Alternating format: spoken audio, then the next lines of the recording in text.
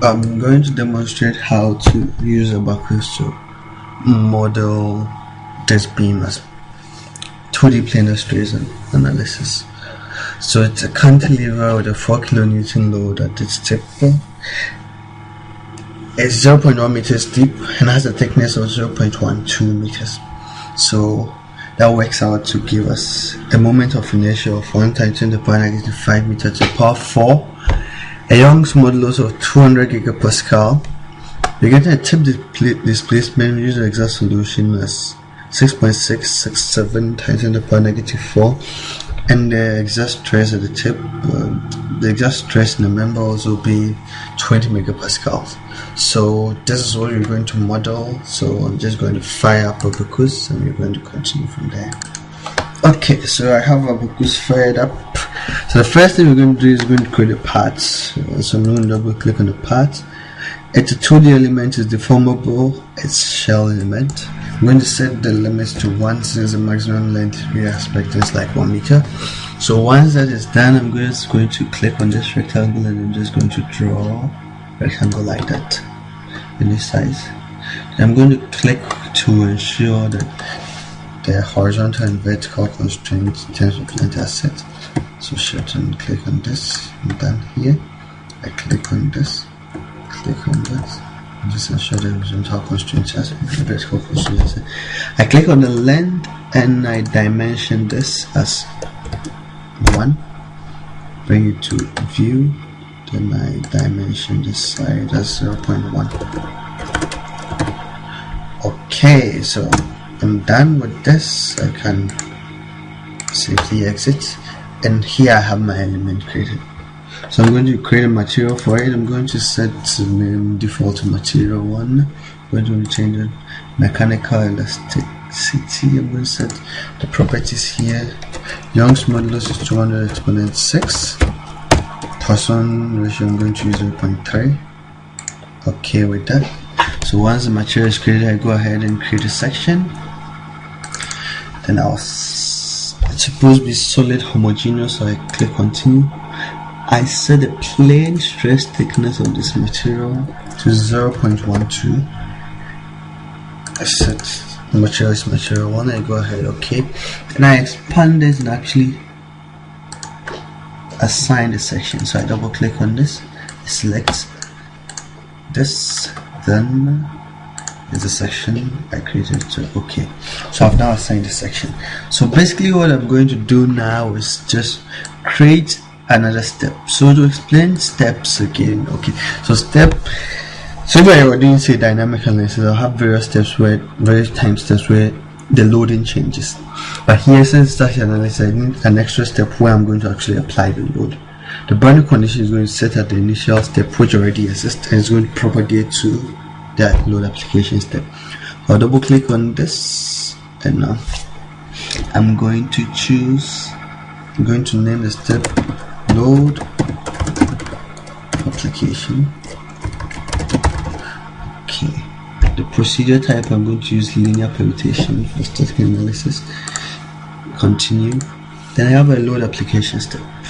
I'll go ahead and assemble the material first. So I come here and assemble, I expand it, I double click on this, then I assemble, create instance, and I'm going to create sets. That's where I'm going to set my boundary conditions. So I'm going to double click on this. I'm just going to leave the default name. I'm going to select this edge. I'm going to click on done. So once that is set, what I can do is now I'm going to create my boundary condition. So I double click on my boundary condition. It's supposed to be a fixed end. It's supposed to be applied at the initial step and it's going to propagate here. I'm going to choose this first option because I'm going to create a fixed and constraint. Continue. I'm going to go and select the sets that I just chose. Continue. I'm going to choose the last option to fix all the degrees of freedom. Just click OK. So that has fixed that edge for me. Then I apply the load. So I double click on the load. It's a point load. Let me just name it point load. It's going to be applied at the load application step. it's a concentrated force. Continue. I click the edge, then I set the vertical to -4. It's pointing downwards. So now I've fixed the end, I've applied the load.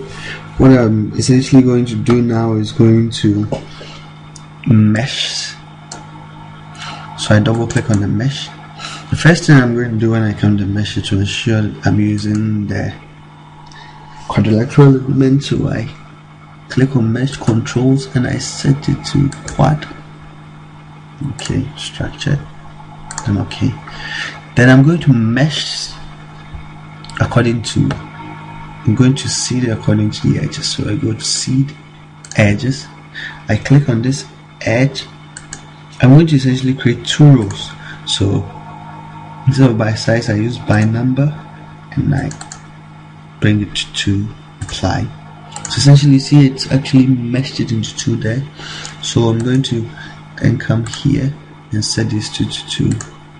Okay, I'm going to select the top edge and I'm going to fix that to 19.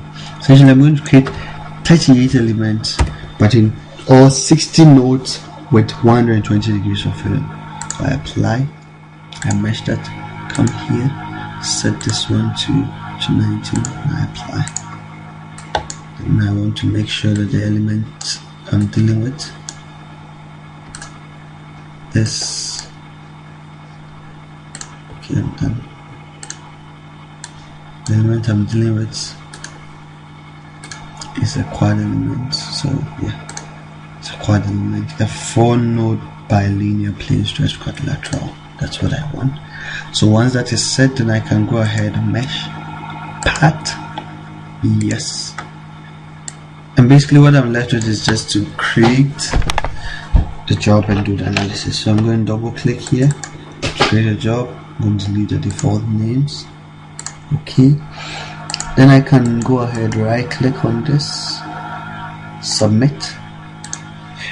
You can see that it's going to update to show me the result. So it's running, and once it's done, completed successfully, I can right click and view the results. If I check the deflectorship, it deflects how I want it. Can monitor the stresses, can plot the stresses nicely. So essentially, just in the viewport, you can actually monitor what's happening. If I come to viewport options, I can set the font of the legend to 14 so I can see stuff clearly. So you can see that, I mean, the stresses for this element, for this modeling, is about around 17.9, about 18, and now who we're looking for is actually 20 megapascal. So it's kind of close, but it's not gotten there yet. If you look at the displacements, it's like 5.9. We're looking for 6.67, so it's kind of there but not there. So what I can quickly show you in terms of modifications, I'll quickly come back here, back to mesh. Then what I'm going to do is I'm going to bump up the elements. So I'm going to go, first of all, I'm going to delete the mesh region, and I'm going to go to seed edges. I'm going to select this edge and I'm going to bump it up to 4, apply. I'm going to select this edge, I'm going to bump it up to 4. Okay, then I'm going to also increase this by setting it to, moving all the way up to 39. So if you're following what I'm doing, I'm just trying to get the elements increased to refine the mesh and see how the values are going to work out. So once I'm done, I can quickly mesh parts again and go back and run my analysis. Okay. So submit.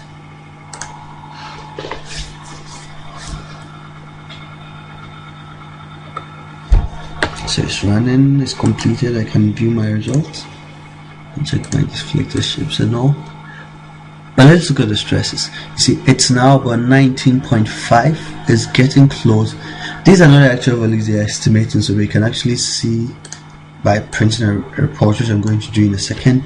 When you look at the displacement, so you realize that actually it's about 6.51 here. It's getting closer, so a much more refined mesh is giving us something which is better. I'm just going to go ahead and print a report so we can see what's happening. So I went to report, fill output, setup. I'm just going to change the path of the file to somewhere I can easily get it to. So desktop, I'm just going to make it XYZ. Okay. Variable, I'm just going to print out the stress value, and I'm going to print out the displacement value also, so we see what's happening. So in terms of displacements, okay, so let me just print this and let's go and see what's happening. So there we have it. If we scroll down, it's approximating that the stress actually is about 20.81, the maximum, so a bit above even what we're looking for. So and the displacement is about 6.49, so we are getting there. It's getting there. With a finer mesh, we are getting closer to the result. So what I'm going to do is just show you the constant strain triangle element quickly, then I can wrap up this video. So what I can do is I just come back here, quickly open and fire up the mesh, go back, and what I'm going to do, I go to mesh controls. I'm going to change it from the quad to the tri. Okay, it's going to delete the meshes. I'm going to select the element section. I'm going to go to element type. I'm going to ensure I set a linear triangle, so a 3-noded linear triangular plane stress element, so the constant strain triangle. So I'm going to maintain the mesh and everything. I'm going to mesh it and run it again just for this to quickly do the comparison. So you can see how we switch back and forth through this. Okay, so if I go to the results now, you can see it's now created a constant strain triangle element for me. Okay, so let me delete this file and quickly print one in its place so we can do some comparison here. I go to report, I print out the values, then when I come, so let's look at this one. The stress with the same number of degrees of freedom, we are getting the stress to be 13.4, whilst the quadratic element is going to 20 point something. So it means that the quadratic approximated quickly to the result. Here we're getting the displacement as 5.49, while the actual solution was 6.667.